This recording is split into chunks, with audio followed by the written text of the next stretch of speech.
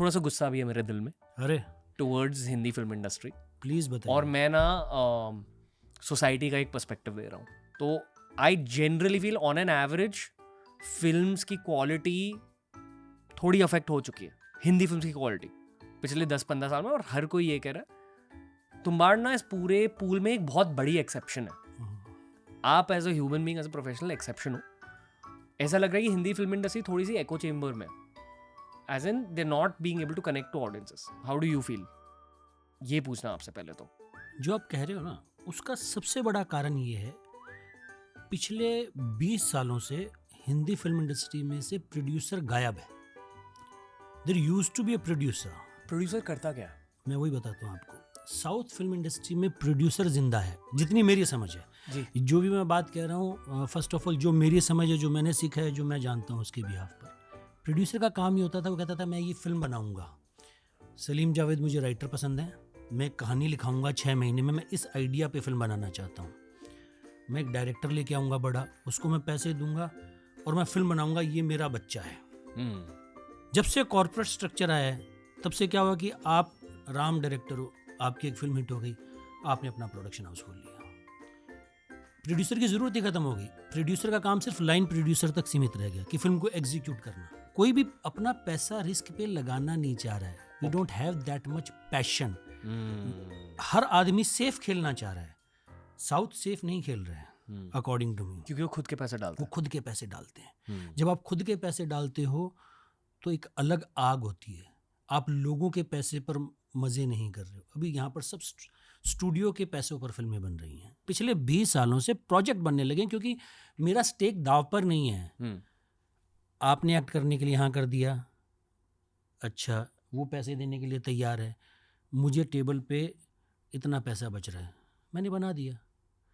तो वो जो जान लगाना है ना, फिल्में जब तक नहीं लगेंगी चलेंगी जब तक जान नहीं लगेगी।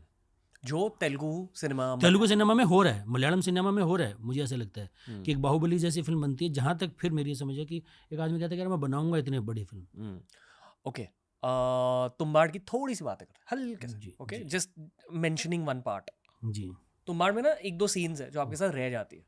एक वो वूम वाली सीन, वूम में से at least for me, I am talking for my self, और एक वो गाड़ी वाली सीन। ठीक है, and I would say the start, जहाँ वो 2 बच्चे साथ में और बारिश, एटमॉस्फेरिक एनर्जी, वो एनर्जी ना आपके साथ रह जाती है सालों के लिए। You'll remember Tumbbad through that. Recently मैंने सिर्फ 1 फिल्म या 2 फिल्में देखी है, लापता लेडीज और किल, जो मेरे साथ रह गई है मेरे दिल में। आई पर्सनली फील कि मतलब हमारी डिजिटल वर्ल्ड में एक शब्द है एको चेम्बर, यानी कि आपस में बहुत मज़ा आ रहा है एक प्रोजेक्ट में, बट एक्चुअली जनता को वो प्रोजेक्ट देखकर मज़ा नहीं आता। You then they say that you are stuck in an echo chamber of your own team. मेरे according most of Bollywood is stuck in an echo chamber, other than few exceptions. गलत कह रहा हूँ, सही कह रहा हूँ? आप बताइए। आप बिल्कुल सही कह रहे हैं। फिर उसी का कारण क्या है? कारण ये है कि थोड़ा सा पास्ट में जाना पड़ेगा। श्योर। कि 2010 में जब मैं आया था तो फिल्में बनती थी, जिनको फिल्मों का हीरो था जो क्लब में नाचता था, 6 पैक एब्स होते थे, क्लीन। तो फिल्म इंडस्ट्री जो पिछले 15-20 सालों में कंट्रोल की गई है, वो बहुत ही चंद लोगों के द्वारा कंट्रोल की गई है, और जिनकी खुद की जो नॉलेज है वो बैंड्रा जुहू से आगे कहीं है ही नहीं। उन्होंने इंडिया देखा ही नहीं है। अब it's not about your talent, it's not about your sincerity.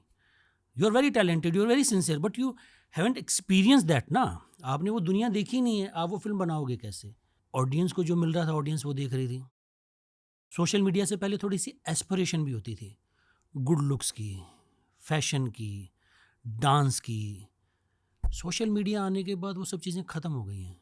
ना तो गुड लुक्स इतनी प्रायोरिटी पर रहे हैं, मतलब ऐसा नहीं कि इनकी वैल्यू कभी कम होगी। गुड लुक्स, फैशन, डांस सब अपनी जगह रहेगा, पर उसकी जगह जब से आपका सोशल मीडिया है, और स्पेशली जब से आपका पॉडकास्ट आया है के बाद, सडनली लोगों को ना ऑर्गेनिक अच्छा लगता है कि सच्चा क्या है, ऑथेंटिक क्या है। आप देखिए ना, कितने कितने बड़े बड़े इन्फ्लुएंसर्स हो गए हैं, और मैं ये देखता हूँ कि इन्फ्लुएंसर्स की जो फ़ैन फॉलोइंग है वो ज़्यादा सच है in comparison to film star की। वो उनका एक 1-to-1 कनेक्शन है कि भाई भाई भाई। तो वो क्यों है, क्यों? और वो ऐसा नहीं कि बहुत कोई फैशनेबल हैं या ऐसा है, वो कनेक्ट कर गए लोगों के साथ, उन्होंने अपना सच बेचा। तो हम वो फिल्में बना ही नहीं पा रहे हैं कि अभी वो कैसे चलेंगी। बैंड्रा की फिल्म की हाथ में गिटार है, अभी वो नहीं चलेगी, दुनिया खुल गई है बिकॉज ऑफ सोशल मीडिया। जो पावर है वो डिस्ट्रीब्यूट हो गई है, चंद लोगों के पास पावर नहीं रही है कि आप ये दिखा रहे हो कि यार ये वाला अच्छा है, गोल्ड की क्यों वैल्यू है यार। पहले ये दिखाया था यार ये जो मेरे पास है ना इसके जैसे कुछ नहीं है, तो वो लोग बाय कर लेते थे। अभी बहुत सारे ऑप्शन खुल गए हैं कि पंचायत जैसी सीरीज फाड़ चलती है, मतलब उसके नंबर्स वैसे ही हैं जो ब्लॉकबस्टर फिल्म के अकॉर्डिंग टू मी। तो इसलिए लापता लेडीज़ वर्क करती है क्योंकि राइटिंग पे काम किया गया है। एक तो ये हुआ, सेकंड हुआ कि हमने राइटर्स को नर्चर ही नहीं किया, हमने राइटर्स पे ध्यान ही नहीं दिया, हमने राइटर्स पैदा ही नहीं किए हैं। इतनी एंग्जाइटी है राइटर्स को क्योंकि वो बाहर से आता है, उसका अपना स्ट्रगल है, वो 1 जॉब 2 जॉब। हम उसको कहते नहीं कि भाई तू ये यार तेरा 1 साल का पैसा ले और तू शांति से लिख।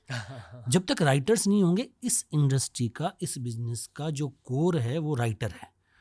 डायरेक्टर भी बाद में आता है जो एक सफ़ेद पन्ने पर एक दुनिया क्रिएट करता है।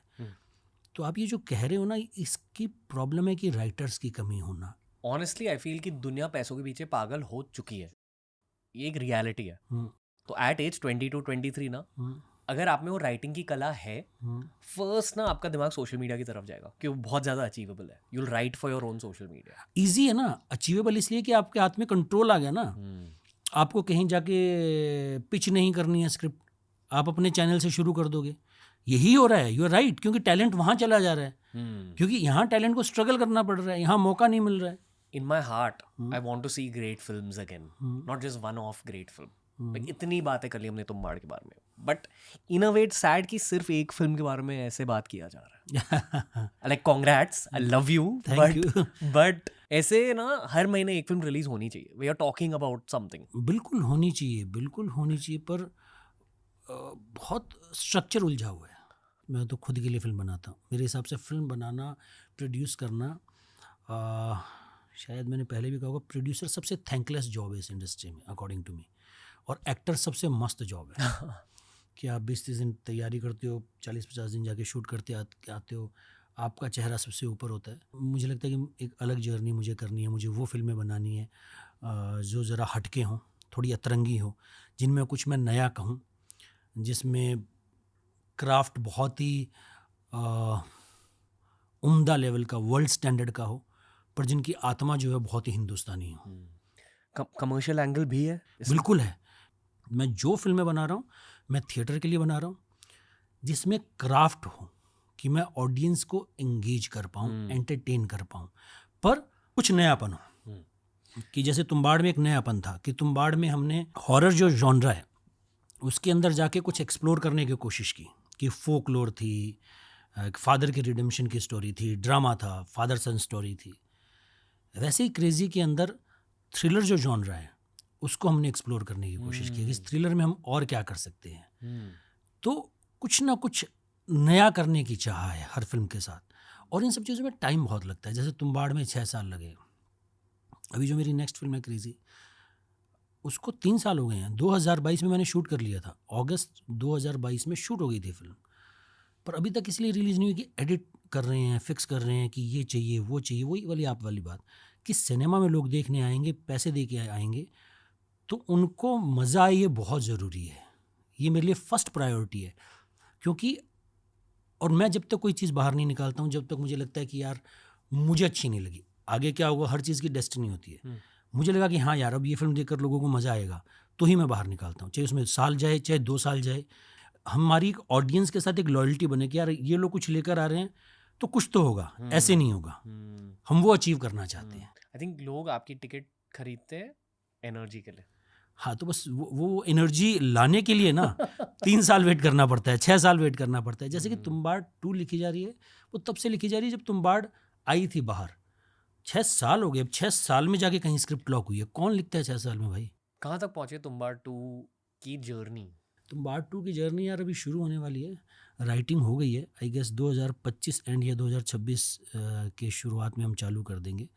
बहुत मुश्किल लगा, बहुत सारे आइडियाज़ हुए, वो ऐसा लगता था कि क्या मस्त आइडिया है, पर स्क्रीन प्ले बनाओ तो नहीं चलता था। तो बहुत कुछ ऊपर नीचे हुआ, पर फाइनली भी मुझे लगता है कि जर्नी आगे बढ़ने